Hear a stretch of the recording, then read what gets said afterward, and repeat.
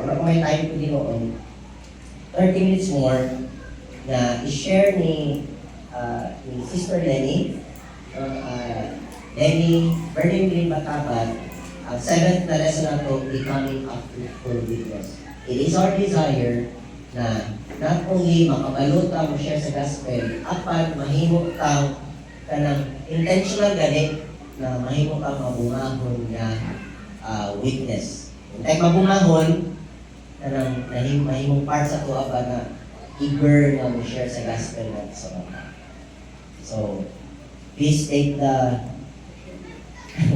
wheel, no? Any burning green.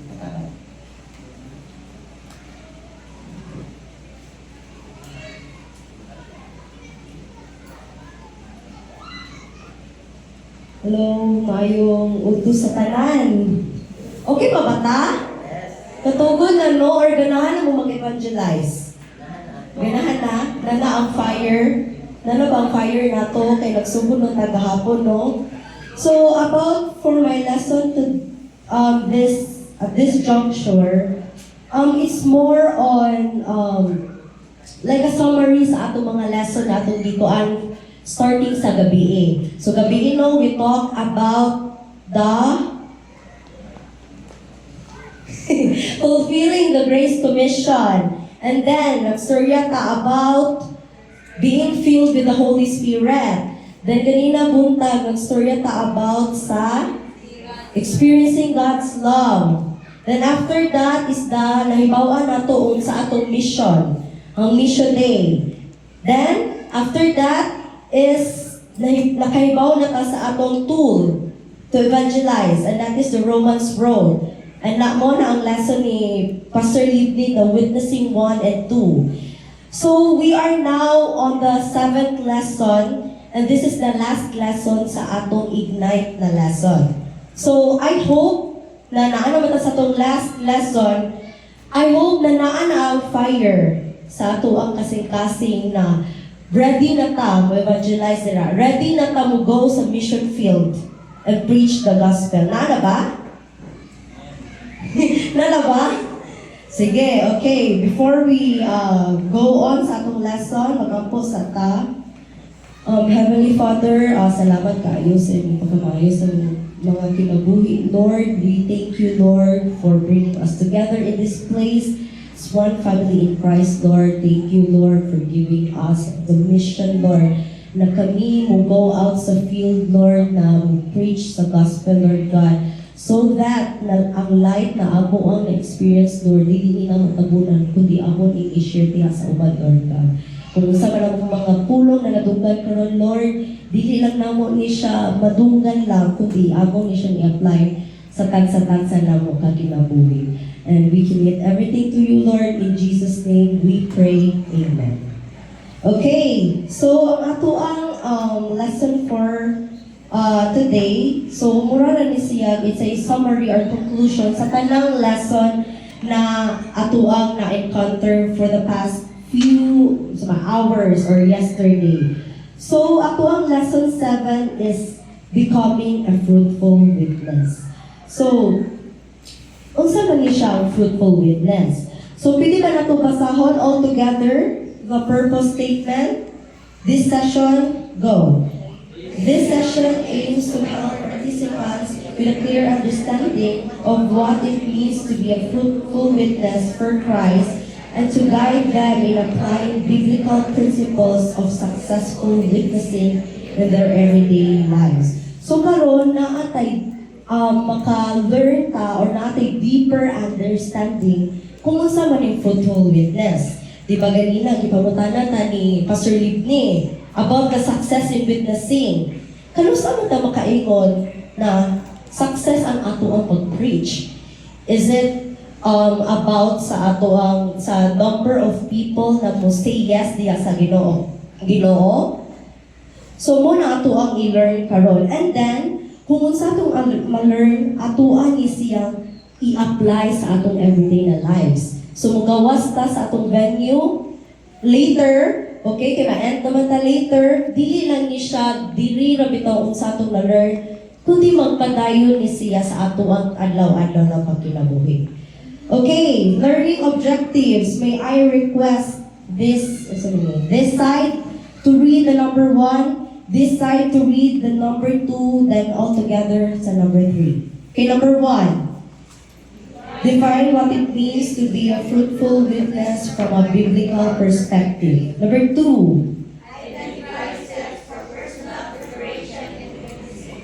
Okay, number 3 all together. Learn how to take initiative in witnessing through the power and guidance of the Holy Spirit. So later on, we have like 8 steps to how to become a fruitful witness. So later on, atoan ni siyang tagsa-tagsaon aron masabtan nato. So nag-involve ni siyang 2 parts before and taking the initiative.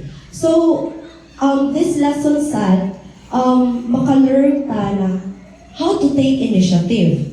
So lesson naman maganina about sa success in witnessing. So karon makahibaw ta na how to take an initiative unya with the power of the Holy Spirit ang results atong ihatag diha sa Ginoo.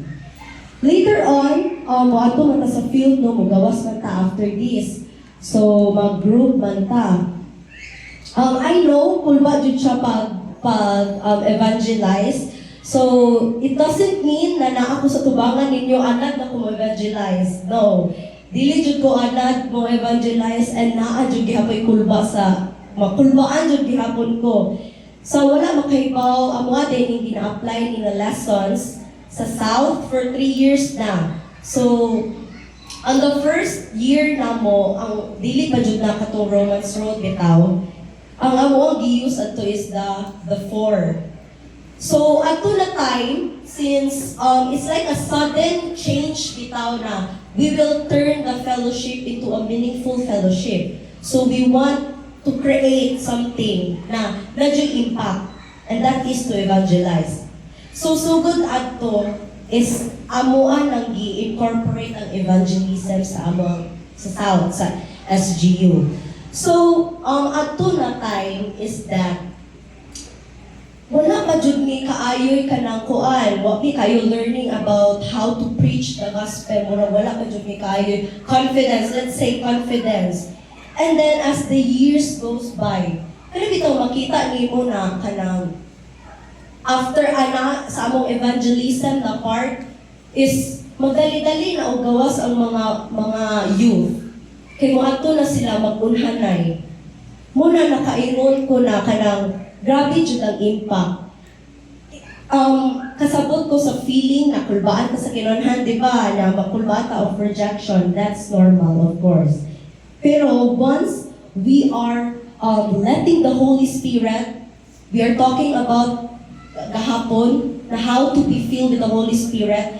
If you are letting the Holy Spirit control your life, then wala na kay angay kabalakan. Okay, so ako lang ikuan ha kay 30 minutes na gihatag sa ako So ako lang yung skip ani ta sa atong introduction. Okay, so ato ang storyaan karon on how to become a fruitful witness for Jesus. So what is a fruitful witness? So para ninyo, when you hear the word fruitful, unsa man ninyo ang come into mind? Unsa man ninyo mahuna-hunaan? When you hear the word fruitful, bunga, okay. Ubisya. Bunga, okay, bunga na siya. Let's relate it to evangelism, sa success in witnessing. Do you think na ang success in witnessing is about how many people ang mo say yes diha kang Jesus? Di ba ko tayo na naman kanina, no? Pero, it's a no. It doesn't matter on how many people ang ni say yes diha kang Jesus. Kaya kita, ang uban ng mga tao is nag-believe na nag-measure siya sa results. Dili mo punta maingon no na, dili man siguro punta mag-number. Ikaw ate, pila ang ni-say yes sa imo Okay, top 1 ka kay 20 ang ni-say yes. Pero dili siguro pag inana no ng atong kuan. di wala siya nagbase sa pila kabuok ang ni say yes diha kang Jesus Christ. Praise the Lord! Kung daghan mo dawat, di ba? Pero, when we say success in witnessing, sa mata sa Ginoo, the true success is obedience. Muna ang first line, obedience and faithfulness. Obedience and faithfulness. Once you obey, once you have the faith na mo evangelize ka, that is already a success. Okay? Kaya ingon sa success in witnessing, nakamemorize na ba ang tanan? Can we recite it once again, the success in witnessing? Success in witnessing.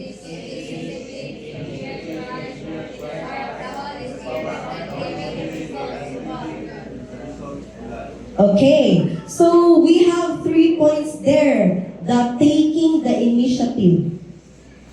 Once gani na ikaw ni answer sa call sa Ginoo just by sitting sa inyong mga lingkuranan karon, kaya ano Sabado karon no, so naa mo mga lain-laing plano, just by answering the call na to join the camp, the training, you are already taking the initiative. So that is already one step. So you are already taking the initiative na to share Christ. And nagdepende ba ta sa ato ang own capability? Wala. Kundi nagdepende ta sa Holy Spirit. We are letting the Holy Spirit na maoy mag-guide, maoy mag-empower ka nato. And the results, nato ba ang results? Yes, ang results kay adto nato isalig diha sa Ginoo. So we have here some verses, di lang siguro nato basahon kay medyo taas. Sa John 15:1 to 8, ato lang i-emphasize ang verses na 4 to 5. So, abide in me and I in you, as the branch cannot bear fruit of itself, except it abide in vine, no more can ye except ye abide in me. I am the vine, ye are the branches. He that abideth in me, and I in him, the same bringeth forth much fruit, for without me, you can do nothing. Okay, mag-focus ng taani. Nag-ingon sa verse na, si God ang vine, then we are the branches. So when we say fruitful witness, kita man ang branches. Unsaon man nato to become a fruitful witness? Unsaon man nato para mo bunga ta, para naatay bunga kay kita man ang branch ingon sa Ginoo. And nag-ingon po diri na kung wala ang Ginoo, di po ta magkabunga. Dili po ta mahimong fruitful witness. So, ang fruit diri, it means na ang result ana is your changed lives. So ikaw, once na ni-take ang initiative, ni-share na ka, and nagpadayon na ka sa imong everyday lives, kay mao man atong purpose, then, so on, magka-fruit na ka, and mao na ang resulta. It is your changed life. It is your spiritual impact and obedience. So next verse is the 1 Corinthians 3:6 to 9. So, ato lang ikuha na niya na ang verse na, I planted, Apollos watered, but God gave the increase. What do you think is our role sa atong evangelism? Our role is just to,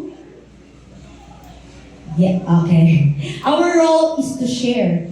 Simple as that. Share lang gyud ta. Just like a plant, no? Ang atong role mo, plant lang dyan sa seed. Mura dyan na itong buhaton. Then, ang Ginoo na ang bahala mo grow ang plant.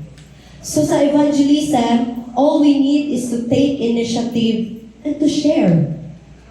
Sometimes, ang ato aradyong dapat buhaton is just to step up and conquer your fear. Maura dyan na. Kay sometimes, it's the fear that's holding us.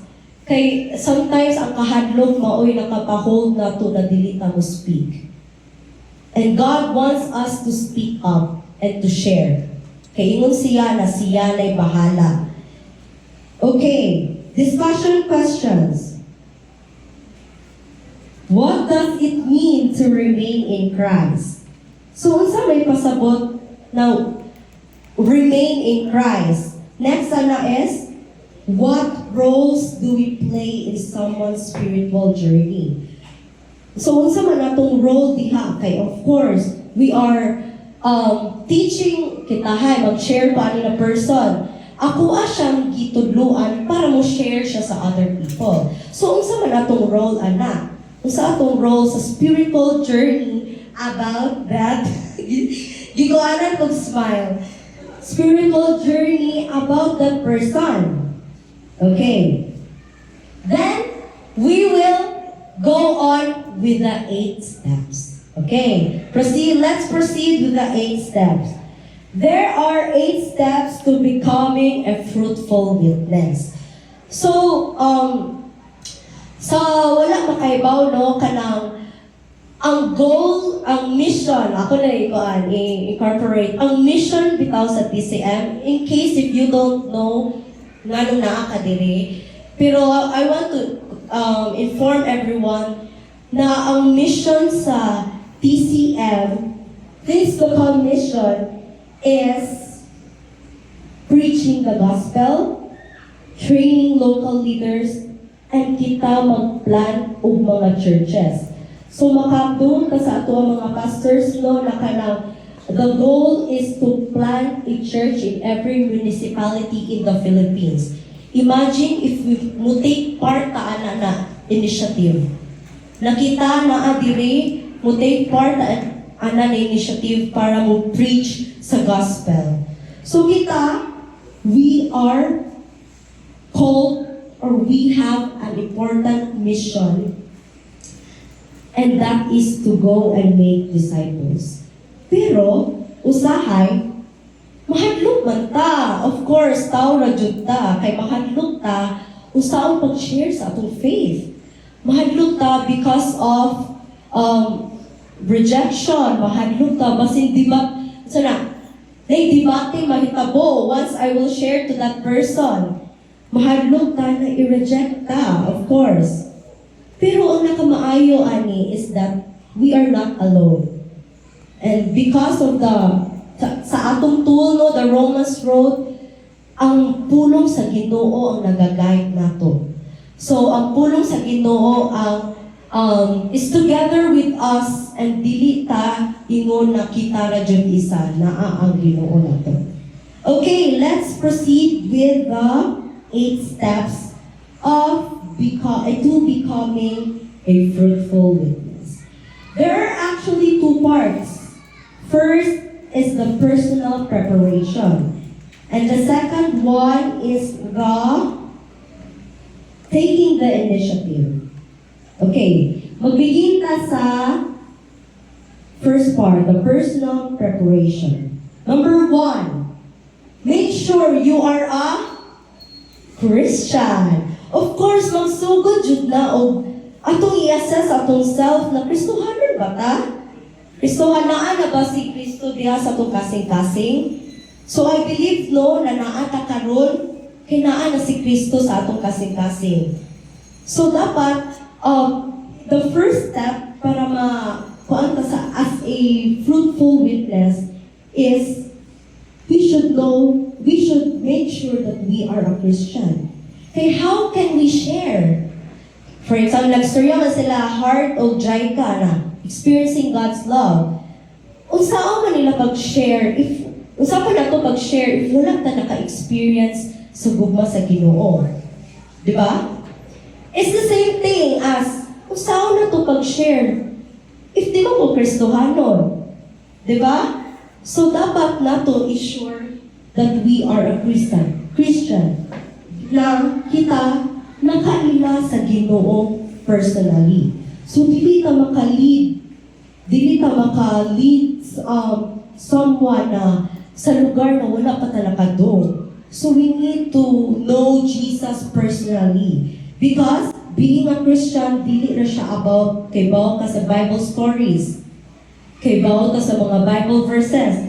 Naka-memorize ka sa longest verse in the Bible. Pero, it's between yourself.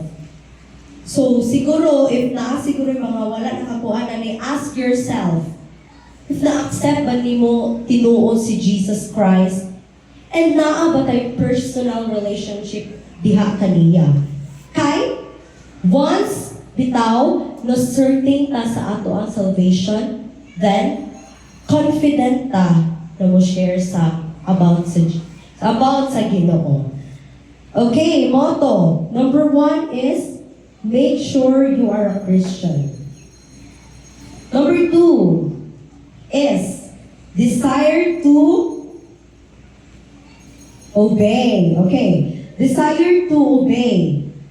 So, wala ang underline na to, obey. So, in Romans 1:16, for I am not ashamed of the gospel of Christ, for it is the power of God unto salvation to everyone that believeth, to the Jew first and also to the Greek. So, ang verse, naa sa verse nag-ingon, that, for I am not ashamed of the gospel. So, kani bitaw sharing the gospel, dili lang ni siya suggestion. Pero, it is an act of obedience. Diba, we talked earlier na the success in witnessing kay once you have the obedience and the faithfulness. So, kani pag-share sa gospel it is an act of obedience. Do you think si Paul nag-share dito sa mga katawhan because he know na walay gahong ang gospel? So, Paul, wala siya na ashamed para i-share ang gospel because kahibaw siya na unsa kagahong ang atuang gospel. Kay ang gospel na to, it changes lives. So, sometimes ang fear nagkuha na to no, na mao na nag-control na to, na fear of rejection, fear of mauwaw ka, and na fear po ka na mali mo maingon. Okay, of course, bago pa man na ato ang training. So, naadyo tayo mga kahadlok. But, we should hinumduman that obedience is greater than fear. That obedience is greater than fear. So, ato i-ask ato ourselves na willing ba ka mo obey diha sa Ginoo? Do you have the desire to obey Jesus? Okay, number 3 is pray for opportunities. The line there is opportunities. In Colossians 4:3, nag-ingon na, withal praying also for us, that God would open unto us a door of utterance to speak the mystery of Christ, which I am also in bonds. Okay, si Paul nag-ask sa mga believers na mo-pray ta, mo-ask ta og opportunities. If you are eager to share the gospel, pero wala ka kaibaw asa ka magsugod, pray.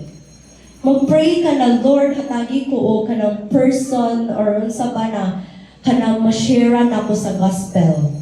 Kay kaning mga lost soul bitaw, they are actually waiting for us. Nag-wait na sila kanato na muduol kanila and mo share. And it's up to us na mo take the initiative na mo share diha kanila. So kita, we should pray and pray po ta sa Holy Spirit. Ang Holy Spirit mao'y mag-control na to. Mag-pray ka na, Lord, ikulbaan man ko, pero ganahan ko na ikaw ang mag-control aning pag-evangelize na ko. So, muli giingon na we should pray for opportunities. You don't know, wala ka kahibaw, asa ka magsugod. Naiuban na kanang mahadlok bitaw silang stranger, or maglisod sila sa stranger, mag-evangelize. You can start with your closest circle. Sa family, Napabay family ninyo na wala pa na evangelize ninyo, start with them. If dili ka kuan sa imong family, start with your friends. If kuan mo, nag-school pa mo, start with your classmates, or nag-work mo, start with your workmates. You just need to start, mauna jud na, and pray na ang Ginoo ang mag-guide kanimo. Motto ang number 3, pray for opportunities. Number 4 is live a godly example. So, in reality, kaning mga tao is bantayan jud ato ang mga lihok. Tinuod jud na, di ba, na ay mga marites dira sa kilid, ana. Bantayan ka, anaan ka na.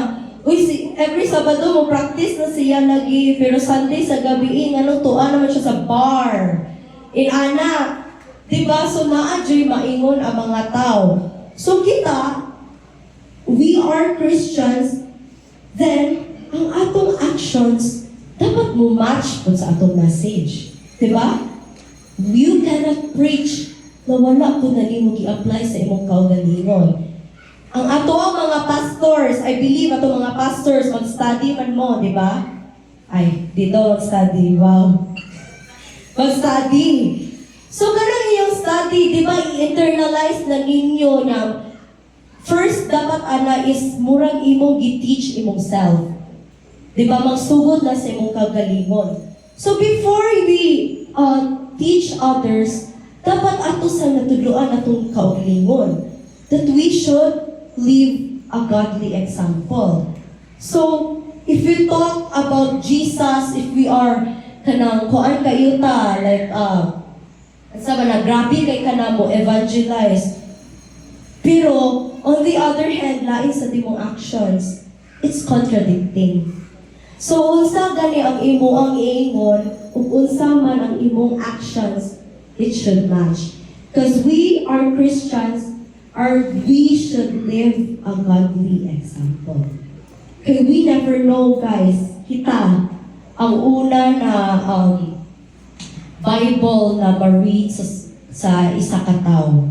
So once mulok ang isa ka tawo nimo, dapat makita sa imong now the Christ, the image of Christ. Nakasabot mo, dili jud pasabot ng now ni Christ. Pero once makakita ko ni heart, wow, this is like Christ. Yan na.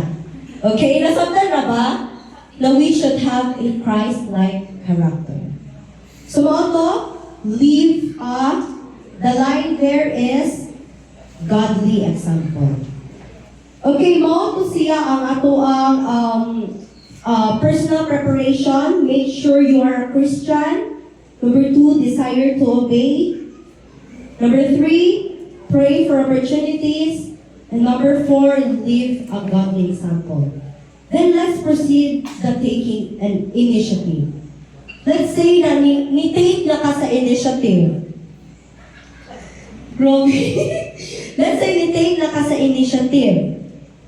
Okay, unsa man atong buhaton? Number 5, prepare your testimony. So kita, sa atong kinabuhi, na jud tay maingon, naa jud tay mga experiences. And kana na may experiences, dili jud na siya makuan sa someone. Kay ikaw may naka-experience. Dili jud na baka kay ikaw may niingon na.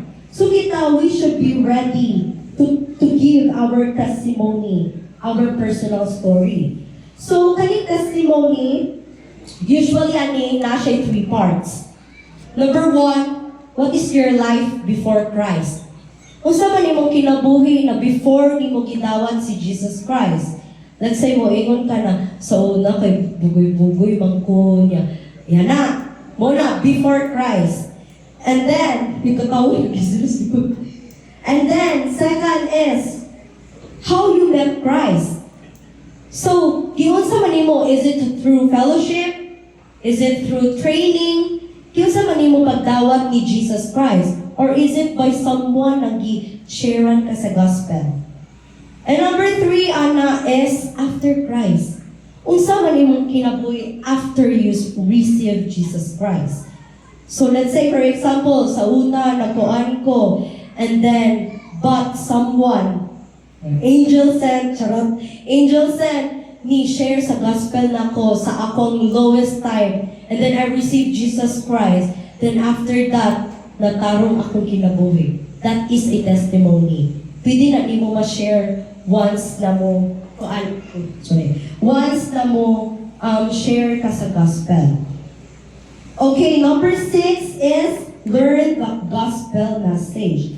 It's very important for us to know what is the gospel.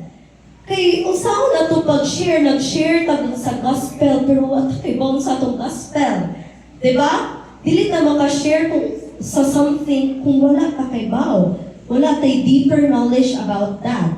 So, faith comes by hearing the word of God. So, kita, as a witness, dapat makahibaw ta sa gospel. Of course, that ato ang gospel, ipakamatyan ta sa Ginoo. Skip. Katong atong kuan, step 1 to step 5, mauna ato ang gospel. Dili na to need na kuan. Mo gani na sa atong Romans road, it's very brief and concise. Ato ang i-use ang word of God na maoy magalid sa ato ang sharean. Na maoy makapakuan nila na mo accept sa ni Jesus Christ. That is the gospel. And dapat, we are here to learn the gospel, to learn how to evangelize. So it's very important for us na makaibaw ta sa atuang gospel. So the line there is gospel. Learn the gospel message. Number 7 is, second to the last, rely on the Holy Spirit. Pastor Levin taught us na need na to ang Holy Spirit. Sometimes, dili na to suryahon ng Holy Spirit, makalimtan na to unsa ang work sa Holy Spirit. We usually talk about God the Father, God the Son. Pero we forgot na God the Holy Spirit is also working. We just need to yield diha sa Holy Spirit. So kita, as we evangelize, we should not rely sa atong own capability, but we should rely on the Holy Spirit. Di ka kay bang storya, rely on the Holy Spirit. Talk to the Holy Spirit na ang Holy Spirit mag-guide kanimo. Nauwaw ka, pray and talk to the Holy Spirit. Ang kuan na jud ana is that we should rely the Holy Spirit. Kay ang Ginoo wa siya nag-look ng perfect speakers. Wala siya nangita o kanang anak ka kaayo mo storya, pero nangita siya o someone na willing to learn. So kamo diri, you are all willing to learn, kay nagahin mo og time para ani maka-learn mo how to evangelize. Okay, mauto ang 7 is that we should rely on the Holy Spirit because the Holy Spirit gives wisdom. Siya ang naghahatag og wisdom nato. Siya ang naghahatag og courage.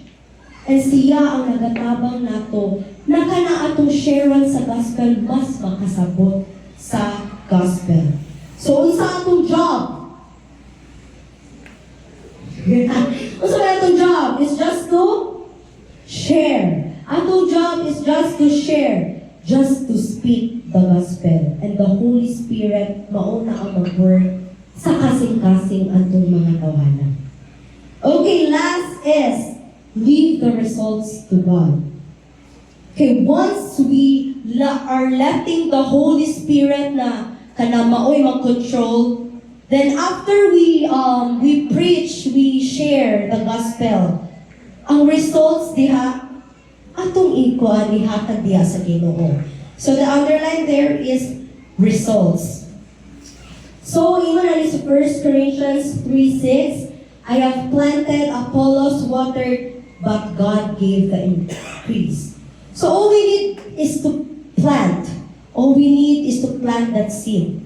Then ang Ginoo na mo increase. Ang Ginoo na ang bahala mo patubo ana na tanuma. Because ang ato ang responsibility is just to share and to speak. Sometimes dili man jud nato ma-control ang response sa atong sharean. Uban nila mo yes. Uban nila dili lang ko kay namong ko'y gibuhat. Uban nila kay kanang Kristohanon naman ko. Uban nila kay kanang dili sila interested. Daghan kaayo mga responses. And it will take us years. It will take us years na kanang mag-evangelize ka. And sometimes na kanang makuha jud ta kanang maluya jud ta diha sa pag-evangelize. Pero ana na musod ang we should dili ta ma-discourage. Because every faithful witness is successful because obedience is maura ang gihatag sa Ginoo nato. Dili ang results, kundi ang atong initiative, kundi atong faithfulness, kundi atong obedience, maura ang ipangayo sa Ginoo. So, once we faithfully follow these steps, ang Ginoo mag-use na nato para God will use us to bring others to Christ. Because remember, ang Ginoo, wala nag-call na to para mag-save sa mga tao. Pero, nag-call siya na to para to faithfully share the good news. Nag-call siya na to para to spread the gospel. Okay, let's review our eight steps. All together, number 1, be sure. Number 2, number 3, 4. Number 5. Number 6. Number 7. And last. Okay. So ato ang challenge here is that ang Ginoo wala siya nangita o perfect na people. Wala siya nangita o grabe ka perfecto na tao, grabe ka anad mo storya, pero nangita siya o available. Nangita siya o available na kasing-kasing. And willing ba ka na magpagamit diha sa Ginoo and to share the gospel? So that is our challenge. Na we should have an available hearts. And we should take the initiative. We should take the initiative to share the gospel. And we are relying on the Holy Spirit and we leave the results to God. Okay? So mauto ato ang 8 steps to becoming a fruitful witness. So I hope unya is naanatay kayo dira para mo share sa gospel. Ayaw i-mind ang fear, you just need to speak. Kay once na maka-share bitaw ka sa gospel, magpadayon na jud na. Ikaw na ang mag-seek, ikaw na ang mangitag opportunity para mo share sa gospel. Okay, nasabtan na ba? Ay, sorry. 1 Corinthians is, ang blank ana is, our role is to, sakto ba? Share, not convert, God does the growing. So, ang atong role ana is to share. The underline there is share and the growing. Yes, our role is to share, not convert, God does the growing. Okay, atong tapuson ang ato ang lesson through a prayer. Let's pray. Lord, Heavenly Father, Lord, salamat sa imong mga pulong na among nadunggan karon, Lord. Later on, Lord, want to na be sa mission field, Lord God, and Lord, we pray, Lord, na ikaw ang mag-guide ka naman, Lord, that we are letting the Holy Spirit na maoy mga control ka naman, Lord. Yes, Lord, we may have fear, mahadlok mi sa mga rejection, Lord God, but we know, Lord, that imong hope is much greater than our fear, Lord God. So help us, Lord, that we will be an effective witness, that we will be a fruitful witness, Lord, dili lang dili sa among venue, Lord, but mga continue na sa among pag-live sa among everyday na pagkinabuhi, Lord. So we commit, Lord, including our evangelism later, Lord God, because we know, Lord, dili mi mag-rely sa among capability, but mag-rely mi sa imong power, Lord God. So we commit everything to you. In Jesus' name we pray. Amen. Okay, praise the Lord. Salamat kayo, no? Sister Vernon Lee for sharing us how to become a fruitful witness.